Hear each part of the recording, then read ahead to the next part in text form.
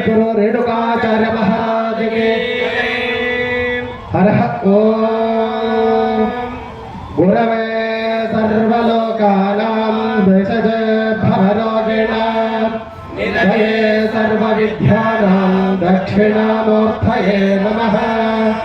जयात्रे रेणुकाचार्य शिवाचार्यः शिखामणि यो वीरशैव सिद्धान्तं स्थापयामास भूतले पञ्चाननतमद्भुतान् पञ्चाक्षरमनोपमान् पञ्चसूत्रकृतो वन्दे पञ्चाचार्यान् जगद्गुरुम्। विश्वके धर्मनिंदन विश्वके वन्दे वन्दे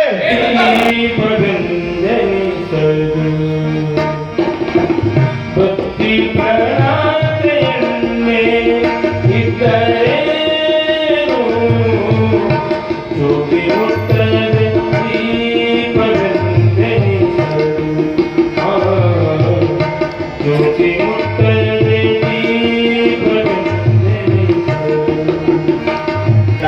ಗುರುಮೂರ್ತಿ ಶಿವಾಚಾರ್ಯರು ಕಟ್ಟಿಮನಿ ಸಂಸ್ಥಾನ ಪಾಳ ಅಪ್ಪಾಜಿಯವರಿಗೂ ಕೂಡ ಈ ನಮ್ಮ ಸಂಸ್ಥೆಯ ವತಿಯಿಂದ ನಮ್ಮ ಸಮಾಜದ ವತಿಯಿಂದ ಅವರಿಗೆ ಕೂಡ ಸ್ವಾಗತವನ್ನು ಕೋರುತ್ತಾ, ಅದೇ ರೀತಿ ಡಾಕ್ಟರ್ ರಾಜಶೇಖರ್ ಶಿವಾಚಾರ್ಯರು ಅವರಿಗೂ ಕೂಡ ನಾವು ಸ್ವಾಗತವನ್ನು ಕೋರುತ್ತಾ, ಅದೇ ರೀತಿ ಗುರುಪಾದಲಿಂಗ ಶಿವಯೋಗಿಗಳು ಒಲ್ಲಾದ ಅಪ್ಪಾಜಿ ಅವರಿಗೂ ಕೂಡ ನಾವು ಸ್ವಾಗತವನ್ನು ಕೋರುತ್ತಾ, ಅದೇ ರೀತಿ ಅಂಬರೀಶ್ ರಾವುರ್ಮಠ್ ಶಿಕ್ಷಕರು ಅವರಿಗೂ ಕೂಡ ನಾವು ಸ್ವಾಗತವನ್ನು ಕೋರುತ್ತಾ, ಅಧ್ಯಕ್ಷರಾದಂತಹ ರಾಚೋಟೆ ಹಿರೇಮಠ್ ಅಗರಗುಡಿ ಇವರಿಗೂ ಕೂಡ ನಾವು ಸ್ವಾಗತವನ್ನು ಕೋರ್ತಾ, ನಮ್ಮ ತಾಯಂದಿರಾದಂತಹ ಅಧ್ಯಕ್ಷರಾದಂತಹ ಮಹಿಳಾ ಅಧ್ಯಕ್ಷರಾದಂತಹ ಅನ್ನಪೂರ್ಣ ಹಿರೇಮಠ ಅವರಿಗೂ ಕೂಡ ನಾವು ಸ್ವಾಗತವನ್ನು ಕೋರ್ತಾ, ಅಮರೇಶ್ವರ್ ರಾವುರ್ಮಠ್ ಅಧ್ಯಕ್ಷರು ಅವರಿಗೂ ಕೂಡ ನಾವು ಸ್ವಾಗತವನ್ನು ಕೋರ್ತಾ, ಶೀಲಾಮುದ್ದೀನ್ ಅವರಿಗೂ ಆ ತಾಯಿಯವರಿಗೂ ಕೂಡ ನಾವು ಇಲ್ಲಿ ಸ್ವಾಗತವನ್ನು ಕೋರ್ತಾ, ಜಗದ್ಗುರು ರೇಣುಕಾಚಾರ್ಯರ ಈ ಸಂದರ್ಭದಲ್ಲಿ ಸ್ಮರಿಸಿಕೊಳ್ತಾ ಇದು ಕಾರ್ಯಕ್ರಮಕ್ಕೆ ಹರಸಲಿಯುತ್ತೆ ನಾವು ಪ್ರಾರ್ಥನೆ ಮಾಡೋಣ. ಮೇಡಮ್ ಸ್ವಲ್ಪ ಈ ಕಡೆ ಓಂ ಶ್ರೀ ಗುರುಭ್ಯೋ ನಮಃ. ಓಂ ಸತ್ಯಮಯ ತಮಸೋ ಜ್ಯೋತಿರ್ಗಮಯ ಮೃತ್ಯೋರ್ಮಾಮೃತಂಗಮಯ. ಓಂ ಸಹನಾ ಭವತು ಸಹನೌ ಭುನಕ್ತು ಸಹ ವೀರ್ಯಂ ಕರವಾವಹೈ तेजस्विनावधीतमस्तु मा विद्विषावहै. ओम शांति शांति शांति.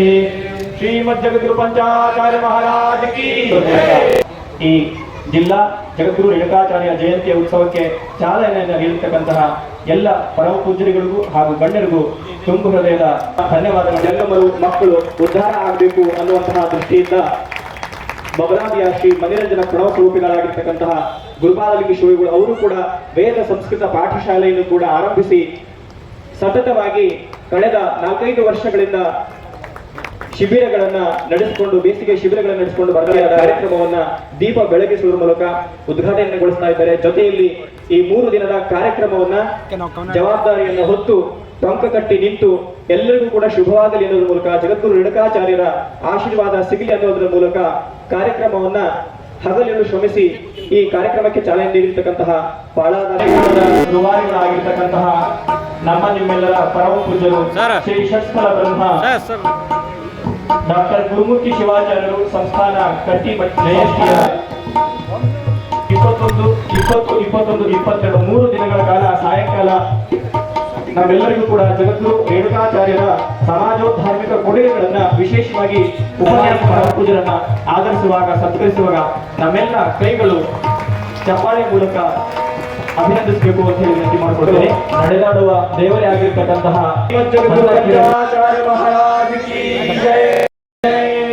ಅವರು ಅತ್ಯಂತ ಸುಶ್ರಾವ್ಯವಾಗಿ ದಾನ ಸುದ್ದಿಯನ್ನ ಇಳಿಯುವುದು ಕೂಡ ಕರ್ನಾಟಕ ಬೇಡ ಜಂಗಮ ಹೋರಾಟ ಸಮಿತಿಯ ಅಂಬರೀಶ್ ರಾವುರ್ಮಠ್ ಅವರು ಕೂಡ ತಮ್ಮ ಒಂದು ಧನ ಸಹಾಯವನ್ನು ಕೂಡ ಜಯಂತಿ ಸಮಿತಿಯ ಮಾಜಿ ಅಧ್ಯಕ್ಷರು ಅವರು ಈ ಜಗದ್ಗುರು ರೇಣುಕಾಚಾರ್ಯ ಜಯಂತಿಯಲ್ಲಿ ತಾವು ಭಾಗವಹಿಸಿ ಶೋಭೆಯನ್ನು ತಂದಿದ್ದಾರೆ. ಅವರಿಗೂ ಕೂಡ ಪರಮ ಪೂಜ್ಯರಿಂದ ಆಶೀರ್ವಾದ ಆಗ್ತಾ ಇದೆ. ಎಚ್.ಎಸ್. ಹಿರೇಮಠ್ ಅವರು ಹಾಗೆ ನಮ್ಮೆಲ್ಲ ವೀರಶೈವ ಬಂಧುಗಳನ್ನ ಈ ವರ್ಷದ ಒಂದು 2024ನೇ ಇಸವಿಯ ಜಗದ್ಗುರು ರೇಣುಕಾಚಾರ್ಯ ಜಯಂತಿಯ ಅದೇ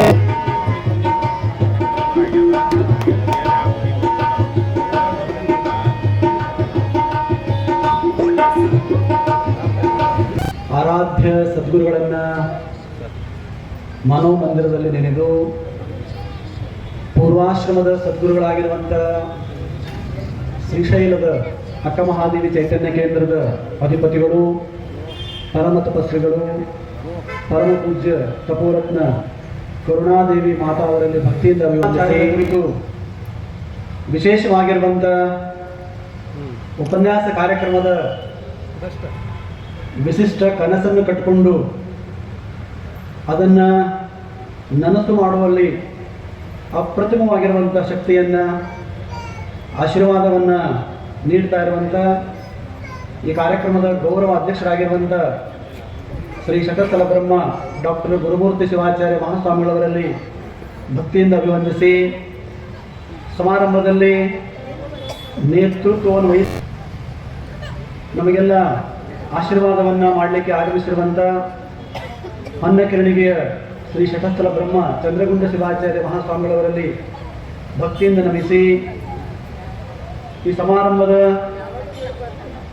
ಈ ಸ್ವಾಗತ ಸಮಿತಿಯ ಅಧ್ಯಕ್ಷರಾಗಿರುವಂಥ ಸನ್ಮಾನ್ಯ ಶ್ರೀ ರಾಚೋಟಯ್ಯ ಹಿರೇಮಠ ಅವರೇ, ಮಹಿಳಾ ಘಟಕದ ಅಧ್ಯಕ್ಷರಾಗಿರುವಂಥ ಸಹೋದರಿ ಶ್ರೀಮತಿ ಅನ್ನಪೂರ್ಣಕ್ಕ ಹಿರೇಮಠ ಅವರೇ, ನಾವೆಲ್ಲ ಮಹಾತ್ಮರ ಜಯಂತಿಯನ್ನು ಬಂತು ಅಂತಂದರೆ ನಾವೆಲ್ಲ ಪರಸ್ಪರ ಒಬ್ಬರಿಗೊಬ್ಬರು ನಾವೆಲ್ಲ ವಿಶ್ ಮಾಡ್ತಾ ಇರ್ತೀವಿ. ಅದಕ್ಕೆ ತಾವು ಕೂಡ ಇಂದಿನಿಂದ ನಮ್ಮ ಪರಮಾಚಾರ್ಯರ ಜಯಂತಿ ಯುಗಮಾನೋತ್ಸವ ಸಂದರ್ಭದಲ್ಲಿ ಒಂದು ಸಂಕಲ್ಪ ಮಾಡ್ಕೊಳ್ಳೋಣ. ನಾಳೆ 28, 29 ತಾರೀಕಿಗೆ ನಿಮ್ಮ ಮೊಬೈಲ್ನಿಂದ ಒಂದು 100 ಜನಗಳಿಗಾದರೂ ಕೂಡ ನೀವು ವಿಶ್ ಮಾಡಬೇಕು ಜಯಂತಿ ಕಾರ್ಯಕ್ರಮಕ್ಕೆ. ಇದನ್ನು ರೂಢಿ ಆಗಬೇಕು. ಒಂದು ಅವಕಾಶವನ್ನು ಜಗದ್ಗುರು ರೇಣುಕ ಭಗವತ್ಪಾದರು, ಮೂಲ ಆಚಾರ್ಯರು, ರೇವಣ ಸಿದ್ಧಾದಿ ಪಂಚಾಚಾರ್ಯರು, ವರ್ತಮಾನ ಜಗದ್ಗುರು ಪಂಚಪೀಠಾಧೀಶ್ವರರು ಅವರ ಆಶೀರ್ವಾದದಿಂದ ಈ ಅವಕಾಶವನ್ನು ನಮಗೆ ಪ್ರಾಪ್ತಿ ಮಾಡಿಕೊಟ್ಟಿದ್ದಾರೆ. ಎಲ್ಲ ಪೀಠಾಚಾರ್ಯರಿಗೆ ತಾವೆಲ್ಲರೂ ಕೂಡ ಹೃತ್ಪೂರ್ವಕವಾಗಿರುವಂಥ ಭಕ್ತಿಯ ಪ್ರಣಾಮಗಳನ್ನು ಸಲ್ಲಿಸಬೇಕು. ಆಗಿರುವಂಥ ಕಾರ್ಯಕ್ರಮ ಇಂಥ ಒಂದು ಯಾರು ಮನದಲ್ಲೂ ಕೂಡ ಬರದೇ ಇರುವಂಥ ಒಂದು ಕಾರ್ಯಕ್ರಮವನ್ನು ಪರಮ ಪೂಜ್ಯ ಪಾಳ ಪೂಜ್ಯರಲ್ಲಿ ಬಂದಿವೆ. ಗುರುಮೂರ್ತಿ ಶಿವಾಚಾರ್ಯ ಮಹಾಸ್ವಾಮಿಗಳವರ ಅಂತಃಕರಣದಲ್ಲಿ ಜಗದ್ಗುರು ರೇಣುಕ ಭಗವತ್ಪಾದರೇ ಮೂಡಿ ನಮ್ಮ ಬಗ್ಗೆನೇ ಅಂದರೆ ಜಗದ್ಗುರುವರೇ ನನ್ನ ಬಗ್ಗೆ ಒಂದು ಸ್ವಲ್ಪ ಚರ್ಚೆ ಆಗ್ಬೇಕನ್ನುವಂಥ ಮಾತನ್ನು ಅವರ ಮನಸ್ಸಿನಲ್ಲಿ ಬಂದದಕ್ಕೆ ಕಾರಣಕ್ಕಾಗಿ ನಮ್ಮ ಇಡೀ ನಾಡಿನಲ್ಲಿ ಎಲ್ಲೆಲ್ಲೂ ಕೂಡ ನಡೆದೇ ಇರುವಂಥ ಒಂದು ಅಪೂರ್ವ ಕಾರ್ಯಕ್ರಮವನ್ನು ಪೂಜ್ಯಪಾದರು ಸಂಘಟಿಸಿದ್ದಾರೆ. ನಾಡಿನ ಜನತೆ ಪರಮ ಪೂಜ್ಯರಿಗೆ ಹೃತ್ಪೂರ್ವಕವಾಗಿರುವಂಥ ಭಕ್ತಿಯ ಪ್ರಣಾಮಪೂರ್ವಕ ಅಭಿನಂದನೆಗಳನ್ನು ಸಲ್ಲಿಸಬೇಕು. ಮೂರನೇ ರಾಜನಾದಿಯಾಗೆಲ್ಲ ಪದಾಧಿಕಾರಿಗಳವರೆಗೂ ಮತ್ತು ತನ್ನೋ ಮನ ಧನಗಳ ಸೇವೆಯನ್ನು ಸಲ್ಲಿಸಿರುವಂಥ ಎಲ್ಲ ಮಹನೀಯರು ಕೂಡ ತಾವೆಲ್ಲರೂ ಕೂಡ ಹೃತ್ಪೂರ್ವಕವಾಗಿರುವಂಥ ಅಭಿನಂದನೆಗಳನ್ನು ಸಲ್ಲಿಸಬೇಕು. ಸುಮಾರು 1992ರಿಂದ ಇಲ್ಲಿವರೆಗೆ ಈ ಪಂಚಾಚಾರ್ಯ ಕುರಿತು ಅವರ ಇತಿಹಾಸ, ಅವರ ಸಾಧನೆ, ದೇಶದ ಸಂಸ್ಕೃತಿಗೆ ಅವರು ಕೊಟ್ಟಿರುವಂಥ ಕೊಡುಗೆ, ಸಾಮಾಜಿಕವಾಗಿ ಆಧ್ಯಾತ್ಮಿಕವಾಗಿ ಅವರು ಏನೇನು ಕೊಡುಗೆಯನ್ನು ಕೊಟ್ಟಿದ್ದಾರೆ ಅನ್ನುವಂಥ ವಿಷಯವನ್ನು ಮುಂದಿಟ್ಟುಕೊಂಡು 92ರಿಂದ ಇಲ್ಲಿವರೆಗೆ ಹೋರಾಟವನ್ನು ಮಾಡ್ತಾನೆ ಇದ್ದೀವಿ. 92ರಿಂದ ಪರಮ ಪೂಜ್ಯ ರಂಭಾಪುರಿ ಜಗದ್ಗುರು ಮಹಾಸನ್ನಿಧಿಯವರು, ಪರಮ ಪೂಜ್ಯ ಕಾಶಿ ಜಗದ್ಗುರು ಮಹಾಸನ್ನಿಧಿಯವರು ಪೀಠಾರೋಹಣ ಆದ ವರ್ಷದಲ್ಲಿ ಮೊಟ್ಟ ಮೊದಲು ಕಲ್ಯಾಣ ಕರ್ನಾಟಕ ಭಾಗದಲ್ಲಿ ಯಾವ ಊರಿಗೆ ದಯಮಾಡಿಸಿದ್ದಾರೆ ಅಂತ ಕೇಳಿದರೆ ನನ್ನ ಜನ್ಮಭೂಮಿಯಾಗಿರುವಂಥ ಗೋರಟಾಕ್ಕೆ ದಯಮಾಡಿಸಿದರು. 1992 ಮೇ 9 ಮತ್ತು 10 ಫೆಬ್ರವರಿಯಲ್ಲಿ ಅವ್ರದ್ದು ಪೀಠಾರೋಹಣ ಆಗಿತ್ತು. ಮುಂದೆ ಏನು ಕಾರ್ಯಕ್ರಮ ಅಂತ ಕೇಳಿದ್ರೆ ನಮ್ಮ ಪೂರ್ವಾಶ್ರಮದ ತಂದೆಯವರಾಗಿರುವಂಥ ಪೂಜ್ಯ ವಿರೂಪಾಕ್ಷಯ್ಯ ಸ್ವಾಮಿಯವರು ಸಂಗೀತ ರುದ್ರ ಸಂಘವನ್ನು ಕಟ್ಟಿ ಬೆಳೆಸಿ ನಾಡಿನಾದ್ಯಂತವಾಗಿ ಭಕ್ತಿ ಸಂಗೀತ ಕಾರ್ಯಕ್ರಮವನ್ನು ಮಾಡಿ ಮನೆ ಮಾತಾಗಿದ್ದರು. ಆ ಸಂಗೀತ ರುದ್ರ ಸಂಘಕ್ಕೆ 50 ವರ್ಷ ಆಗಿತ್ತು ಸ್ಥಾಪನೆಯಾಗಿ. ಆ ರುದ್ರ ಸಂಘದ ಸುವರ್ಣ ಮಹೋತ್ಸವಕ್ಕೆ ಇಬ್ಬರೂ ಜಗತ್ತು ದಯಮಾಡಿಸಿದರು. ಅಲ್ಲಿಂದ ಶುರುವಾಗಿರುವಂಥ ಈ ಪಂಚಾಚಾರ್ಯರ ಪ್ರಚಾರ, ಅದ್ರ ಬಗ್ಗೆ ಅಧ್ಯಯನ ಮಾಡುವಂಥದ್ದು, ಓದುವಂಥದ್ದು ನಮ್ಮ ಮನಸ್ಸಿನಲ್ಲಿ ಬಾಲ್ಯದಲ್ಲೇ ಅಚ್ಚೊತ್ತಿರುವಂಥ ಕಾರಣಕ್ಕಾಗಿ ಪರಮ ಪೂಜ್ಯರ ಸೇವೆಯನ್ನು ಮಾಡುವಂಥ ದೊಡ್ಡ ಅವಕಾಶವನ್ನ ಅವರು ನಮಗೆ ಪ್ರಾಪ್ತಿ ಮಾಡಿಕೊಟ್ಟಿದ್ದಾರೆ. ಉಭಯ ಜಗತ್ತುಳವರ ಪವಿತ್ರ ಪಾದಾರವಿಂದಗಳಲ್ಲಿ, ಎಲ್ಲ ಪೀಠಾಧೀಶ್ವರರ ಪಾದಾರವಿಂದಗಳಲ್ಲಿ ಭಕ್ತಿಯಿಂದ ಪ್ರಣಾಮಗಳನ್ನು ಸಲ್ಲಿಸಿ, ಅದಕ್ಕೆ ನಮ್ಮ ಧರ್ಮಕ್ಕೆ, ಭಾರತೀಯ ಸಂಸ್ಕೃತಿಗೆ ಏನನ್ನು ಕೊಡುಗೆಯನ್ನು ಕೊಟ್ಟಿದ್ದಾರೆ ಅನ್ನುವಂಥ 4 ಮಾತುಗಳನ್ನು ನಾವೆಲ್ಲರೂ ಕೂಡ ಒಂದು ಸ್ವಲ್ಪ ಚರ್ಚೆಯನ್ನು ಮಾಡೋಣ. ಇದು ವಿಶೇಷ ಉಪನ್ಯಾಸ ಅಂತ ಪೂಜ್ಯ ಪಾದರು ಹೇಳಿದ್ದಾರೆ, ಬಹಳ ಸಂತೋಷ ಇದೆ. ಅದಕ್ಕಿಂತಲೂ ಹೆಚ್ಚಾಗಿ ಇದೊಂದು ಸ್ವಲ್ಪ ಆತ್ಮಾವಲೋಕನವನ್ನು ಮಾಡುವಂಥ ಒಂದು ಕಾರ್ಯಕ್ರಮ ಅಂತ ನಮ್ಮ ಮನಸ್ಸಿನಲ್ಲಿ ತಂದುಕೊಳ್ಳೋಣ. ಉಪನ್ಯಾಸ ಅದು ಬಹಳ ವಿಶಿಷ್ಟವಾಗಿರುವಂಥದ್ದೇ. ಅದಕ್ಕಿಂತಲೂ ಹೆಚ್ಚಾಗಿ ಇವತ್ತೇನು ಅತ್ಯವಶ್ಯಕವಾಗಿದೆ ಅಂತ ಕೇಳಿದ್ರೆ, ನಮ್ಮ ಬಗ್ಗೆನೇ ನಾವೊಂದು ಸ್ವಲ್ಪ ತಿಳ್ಕೊಳ್ಳುವಂಥ ಒಂದು ಅವಕಾಶ ಇವತ್ತು ನಮಗೆ ಪ್ರಾಪ್ತಿಯಾಗಿದೆ. ಮುಂಬರುವ ಜನಾಂಗಕ್ಕೆ, ಮುಂಬರುವ ಯುವಕರಿಗೆ ಏನು ಜವಾಬ್ದಾರಿ ಇದೆ, ಅದನ್ನು ಹೇಗೆ ಅವ್ರು ನಿಭಾಯಿಸಬೇಕು, ಮತ್ತು ಎಲ್ಲರ ಮೇಲೆ ಯಾವ ರೀತಿಯಾಗಿರುವಂಥ ಜವಾಬ್ದಾರಿ ಇದೆ ಅನ್ನುವಂಥದ್ದು ಒಂದು ಸ್ವಲ್ಪ ನಾವೆಲ್ಲರೂ ಕೂಡ ಆತ್ಮಾವಲೋಕನ ಮಾಡುವಂಥ ಒಂದು ಚರ್ಚೆ. ಮೊದಲನೇದಾಗಿ ಪರಮಾಚಾರ್ಯರು ಅವತಾರವನ್ನ ಆದ್ಮೇಲೆ ಅವ್ರಿಗೊಂದು ಪ್ರಶ್ನೆ ಮಾಡ್ತಾರೆ ಜಗದ್ಗುರು ರೇಣುಕ ಭಗವತ್ಪಾದರಿಗೆ. ಮೊಟ್ಟ ಮೊದಲು ಅವ್ರ ಅವತಾರ ಆದ್ಮೇಲೆ ಅವ್ರಿಗೊಂದು ಪ್ರಶ್ನೆ ಎದುರಾಗ್ತದೆ. ಕೇಳ್ತಾರೆ, ನೀವು ಯಾರಿದ್ರಿ? ಪರಮ ಆಚಾರ್ಯರಿಗೆ ಪ್ರಶ್ನೆ ಏನ್ ಮಾಡ್ತಾರೆ, ನೀವು ಯಾರಿದ್ರಿ, ಯಾಕೆ ಬಂದಿರಿ, ನೀವು ಬಂದಿರುವಂಥ ಕಾರಣ ಏನು ಅನ್ನುವಂಥದ್ದು ಪ್ರಶ್ನೆ ಆಗ್ತದೆ. ಇದು ಬಹಳ ವಿಶಿಷ್ಟವಾಗಿರುವಂಥದ್ದು. ಅವರ ಜೀವನ ಚರಿತ್ರೆಯಲ್ಲಿ ನಾವು ಏನಾಗಿದೆ ಅಂತ ಕೇಳಿದ್ರೆ, ಬೇಸನ್ನು ಬಿಟ್ಕೊಂಡು ಎಲ್ಲವನ್ನು ಹೇಳ್ತಾ ಇದ್ದೀವಿ. ಬೇಸ್, ಆ ಬೇಸ್ ಬಿಟ್ಬಿಟ್ಟು ಎಲ್ಲವನ್ನು ನಾವು ಚರ್ಚೆ ಮಾಡ್ತಾ ಇದ್ವಿ.